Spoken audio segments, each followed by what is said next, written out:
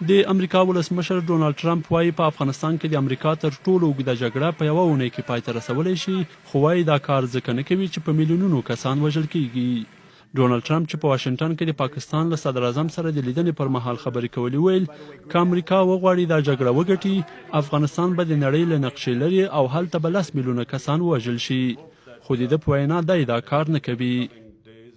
I could win that war in a week. I just don't want to kill 10 million people. که موږ وغواړو چې په افغانستان کې داسې جګړه وکړو چې ویې ګټو، کولی شم چې په یوه اونۍ کې وګټم. زه نه غواړم چې 10 میلیونه خلک ووژل شي. زه د افغانستان لپاره پلانونه لرم.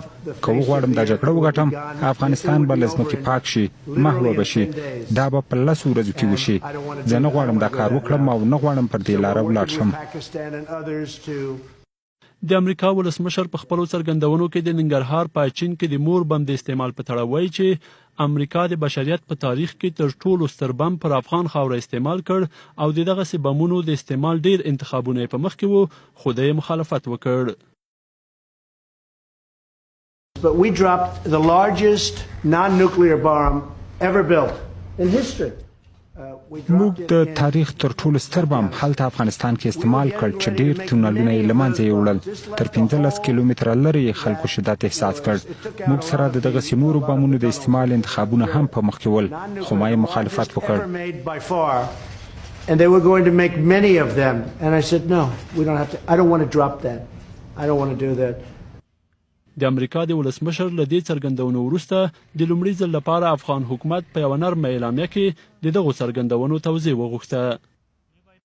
د افغانستان اسلامي جمهوریت دولت د دوو همکارو دولتونو ترمنځ هر اړخیزو اړیکو ته په کتو له ډیپلوماتیکو او دولتي لارو له واشنګټن څخه د پاکستان صدر اعظم سره د جمهور رئیس ټرمپ د څرګندونو صراحت او توضیحات غوښتي دي.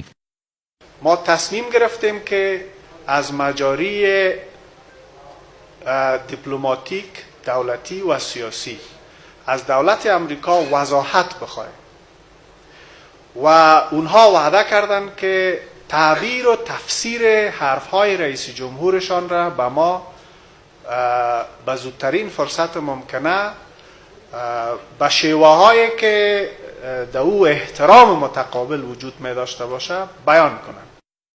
پخوانی ولسمشر حامد کرزي د ټرمپ دغه څرګندونې په شدیدو ټکو غندلي او دا د افغانانو په وړاندې د امریکا د رهبرۍ د ناوړه نیت زېږنده بللې ده. کرزي وایي 2 کاله وړاندې د امریکا حکومت د افغانستان په خاوره کې د تر ټولو ستر غیر اټومي بم په استعمال سره د افغانستان د خلکو ملي حاکمیت او بشري ارزښتونو ته په نه درناوي د امریکا نیت روښانه کړ. د ټرمپ دا څرګندونې د افغانستان د خلکو پر وړاندې د امریکا د رهبرۍ داخلي مکنونات منعکسوي او دا په ډاګه کوي چې هغوی انساني ژوند او کرامت ته هیڅ درناوی نه لري. افغانانو له ډېرې مودې راپدې خوا په ځانګړي ډول د سولې پروسې له پیل سره د امریکا او پاکستان ترمنځ د پټو معاملو په تړاو اندېښنه درلوده. د عمران خان په حضور کې د ټرمپ دا څرګندونې ښیي چې د افغانانو اندېښنې پر ځای وي.